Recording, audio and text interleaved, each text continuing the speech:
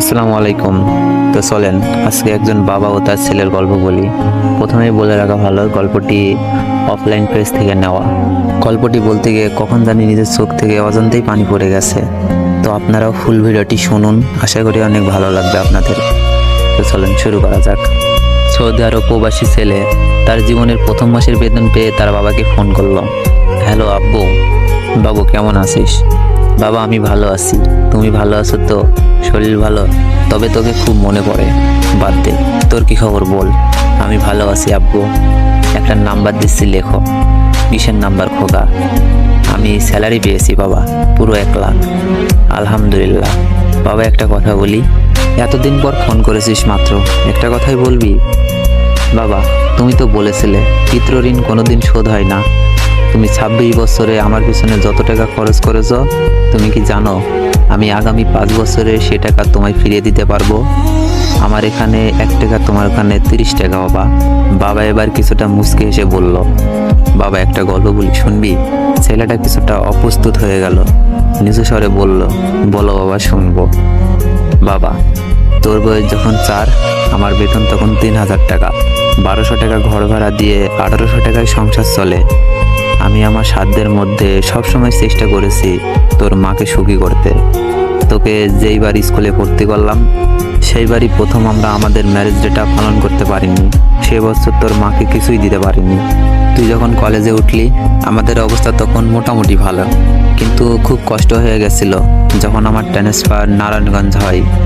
রোজ রোজ উত্তরা থেকে নারায়ণগঞ্জ বাসে করে পায়ে হেঁটে ঘামে ভিজে খুব দুর্দৃশ্য লাগছিল। একদিন শোরুম থেকে একটা বাইক দেখে আসলাম। সে রাতে আমি স্বপ্নেও দেখেছিলাম আমি বাইকে চড়ে অফিস যাচ্ছি।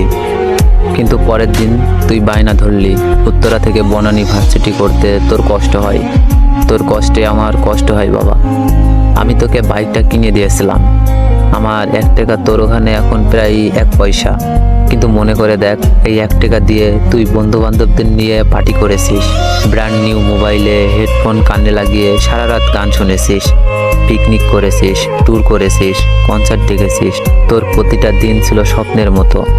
আর তোর 100 টাকা নিয়ে আমি এখন হার্টের বাইপাস করাতে ডায়াবেটিস মাপাই। জানিস বাবা, আমার মাছ খাওয়া নিষেধ, মাংস খাওয়া নিষেধ। কি করে এত টাকা খরচ করি বল?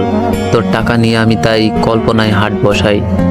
সে হাটে আমি বাইক চালিয়ে সারা শহর ঘুরে বেড়াই, বন্ধুদের নিয়ে সিনেমা দেখতে যাই, তোর মায়ের হাত ধরে চাঁদনি পরশে সেন্ট মার্টিনে বালুচরে হেঁটে বেড়াই। এবার ছেলে বলল, বাবা চুপ করো প্লিজ, আমি তোমার কাছে চলে আসব।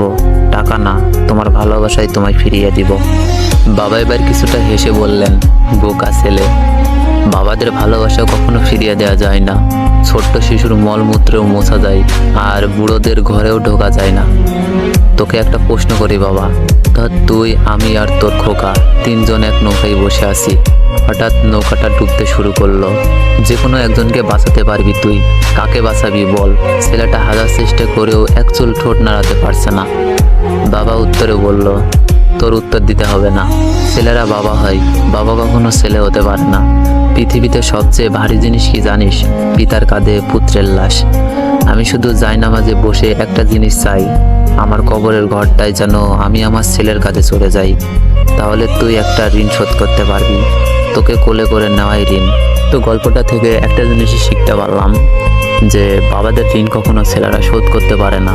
তো আশা করি ভিডিওটি আপনাদের অনেক ভালো লেগেছে। যদি ভালো লেগে থাকে তাহলে একটি শেয়ার করে দিন। আর কিছু কপি লিঙ্কের প্রয়োজন, তো কপি লিঙ্ক করে দিন। আইডিতে তেমন একটা ভিউ নাই। তো আল্লাহ হাফেজ।